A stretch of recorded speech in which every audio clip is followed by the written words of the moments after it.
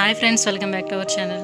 ఈరోజు ఎంతో టేస్టీ అయిన స్ట్రీట్ స్టైల్ చికెన్ పకోడీ ఏ విధంగా చేయాలో ఈ వీడియోలో చూడండి.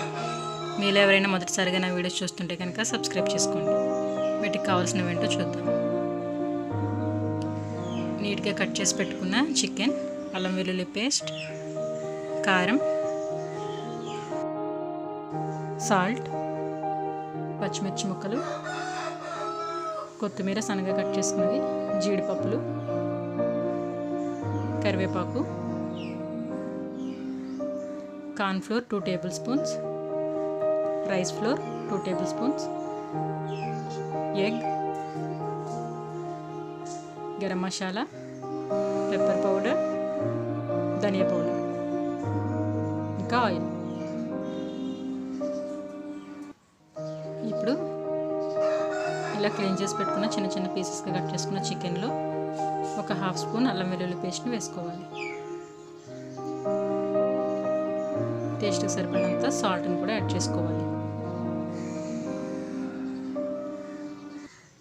అలానే కారం, ఒక హాఫ్ టేబుల్ స్పూన్ కారం వేసుకోవాలి. పచ్చిమిర్చి ఎక్కువ వాడుతున్నాం కదా, పచ్చిమిర్చి ఫ్లేవర్ బాగుంటుంది కదా, అందుకని కొంచెం కారం తగ్గించి వేసుకుంటున్నాం.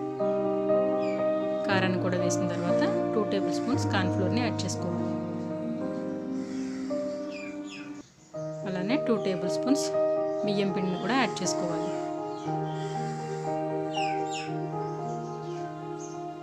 ఇప్పుడు దీంట్లో ఒక హాఫ్ టేబుల్ స్పూన్ గరం మసాలాని యాడ్ చేసుకోవాలి.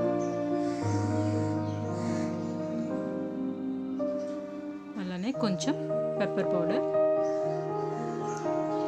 ఒక హాఫ్ టేబుల్ స్పూన్ ధనియా పౌడర్. ఇప్పుడు చిన్న చిన్న ముక్కలుగా కట్ చేసుకున్న పచ్చిమిర్చిని కూడా ఇందులో యాడ్ చేసుకోవాలి. అలానే కొత్తిమీర తరుగు,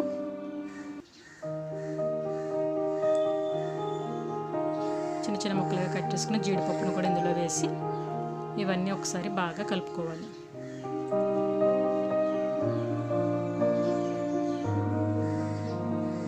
ఇప్పుడు ఒకసారి కలిపిన తర్వాత ఇందులో మనం ఒక ఎగ్ని వేసుకోవాలి.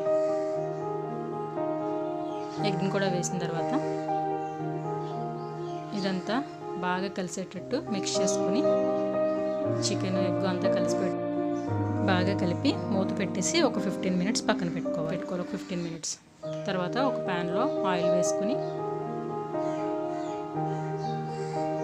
ఆయిల్ హీట్ అయిన తర్వాత మనం మిక్స్ చేసి పెట్టుకున్న చికెన్ ఉంది కదా, దాన్ని ఒకసారి మళ్ళీ కలుపుకొని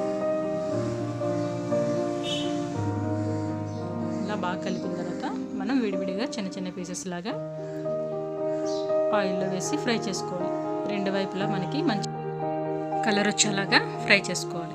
ఆయిల్ హీట్ అయిన తర్వాత మంటని మీడియం ఫ్లేమ్లోకి అడ్జస్ట్ చేసుకుని మనం ఈ పీసెస్ వేసిన తర్వాత ఒక 5 మినిట్స్ అలా వదిలేసిన తర్వాత మనం సెకండ్ వైపుకి టర్న్ చేసుకుంటూ ఇవన్నీ కూడా ఈవెన్గా వేగేలాగా మనం మధ్య మధ్యలో కలుపుతూ ఫ్రై చేసుకోవాలి. ఇలా ఈ వీడియోలో చూపిస్తున్నట్టు కలుపుతూ ఫ్రై చేయండి. మనం ఈ జీడిపప్పు, గ్రీన్ చిల్లీస్ యాడ్ చేయడం వల్ల ఈ పకోడీకి మరింత టేస్ట్ వస్తుంది. చాలా బాగుంటుంది. మీకు కనుక ఈ వీడియో నచ్చినట్లయితే తప్పకుండా ట్రై చేయండి. మరిన్ని మంచి మంచి వీడియోస్ కోసం మా ఛానల్ని సబ్స్క్రైబ్ చేసుకోండి.